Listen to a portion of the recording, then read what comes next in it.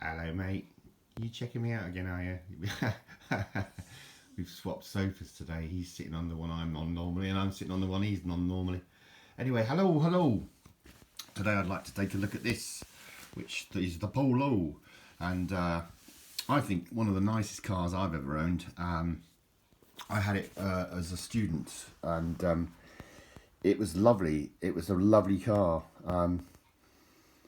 My dear old dad helped me buy it because I needed something that was really reliable, and because I was travelling at the time. I was living in Wood Green near Muswell Hill in London, and I was going back to my native sort of area, Watford, to study. I'd gone back as a mature student, to study.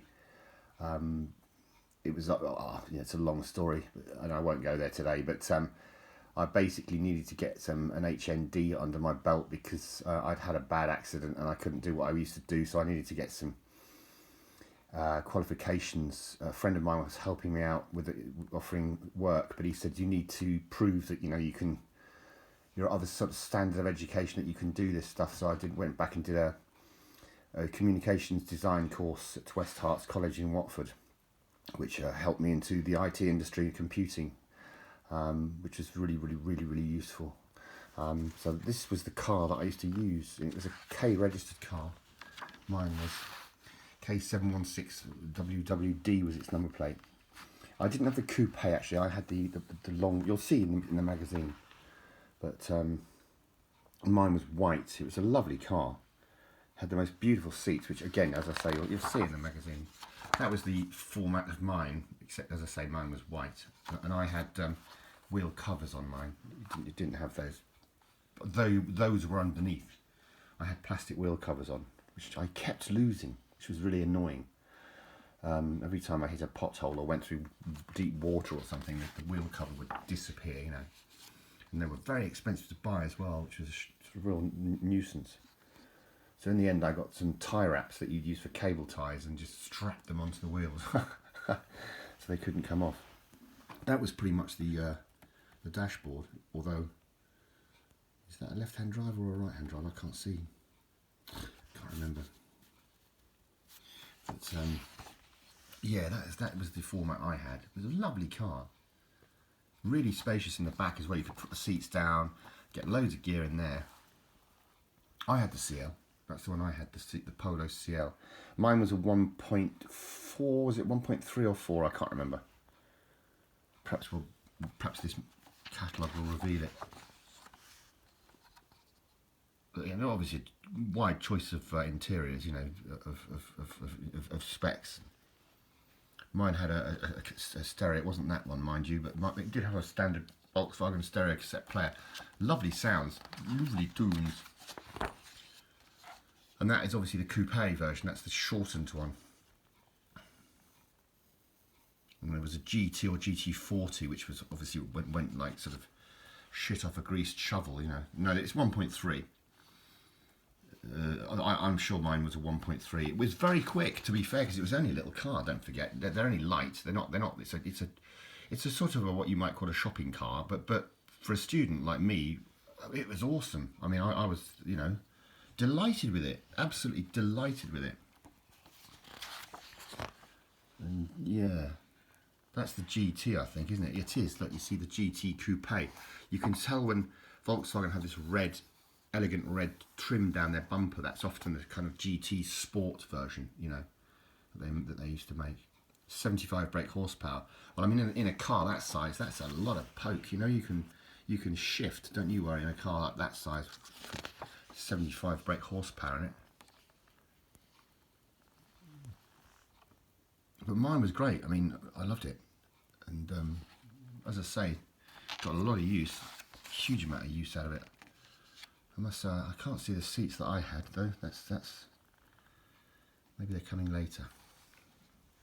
The interior, I mean, so there's the G40. That was, I think, even bigger. So that's got 113 brake horsepower. That's ridiculous. So that in a car that size, that is just like, whoa, man. That is a license buster. That or not. That I think they call them when you get caught speeding and banned for sort of 5 years or whatever it is, from driving. But yeah, you know, hopefully I'm not going so fast you can't see. You can pause and freeze if you want to. That was the G40 engines. That's an impressive looking motor. See, it's got oil coolers in there and everything. Intercooler. Yeah, nice one, Cyril. No, I'm not really much into that sort of thing nowadays. I just like sedentary myself. I don't think I'd probably even buy another car now, but no, I'm not that fussed. I think I prefer my electric bike, to be honest with you. I've kind of grown out of car. So here we go. Well, these aren't my ticks. I bought this from the eBay, you know.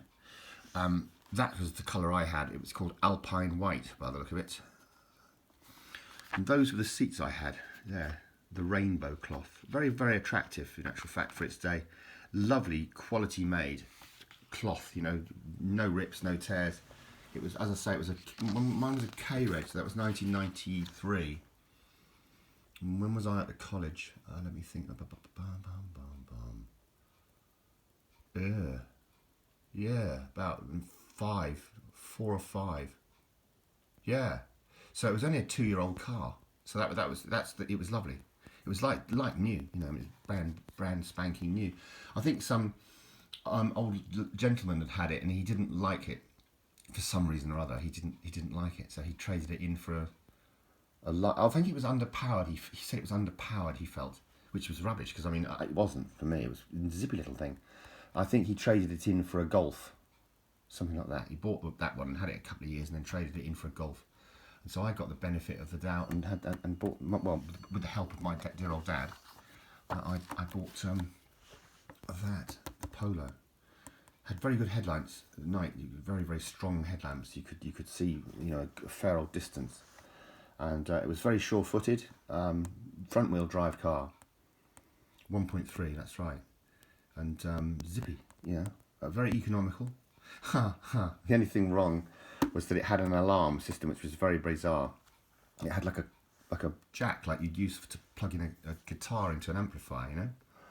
And there's one of those single finger pin jacks, and you had to put that into the car before you could start it. That was the alarm. So anyway, one day I was filling up the car, and the jack was obviously on the key of the ignition key, and I had that in the petrol cap, and I foolishly placed the petrol cap on the ground, filled the car up, and it splashed back. I overfilled it, and it splashed petrol all over the keys and the petrol cap, and I didn't think anything of it. I just dried them off. But when I put the bloody jack into the car, it went and sparked, and of course then the alarm went off, and I thought, oh, here we go. So how embarrassing to be sat in a petrol station in Ruislip, with off the green lane with this alarm going off. So I had to phone the AA, the Automobile Association, to come and rescue me, which they did, and they dragged this Larry car off to a car park in the Ruislip Lido. And this bloke was effing and blinding it because he couldn't get into the wiring, because Volkswagen make them so well that the wiring is in cables, but it's also then wrapped in a cloth, so it's extra solid, you know. And this bloke was cussing and cursing as he couldn't get to the. In the end, he said, "I'm gonna have to just rip it all out, innit?" And and so I said, "Well, yeah, okay, just take the alarm off, you know." And so he just cut it out with croppers, you know. There was just this sort of dead spider upside down where the alarm used to be, but at least I could start the car, so that was all good. But just another of my crazy stories.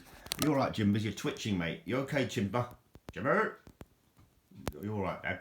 I'm all right, Dad. It's all good. Anyway, thanks ever so much for watching. All the very best wishes. Cheers.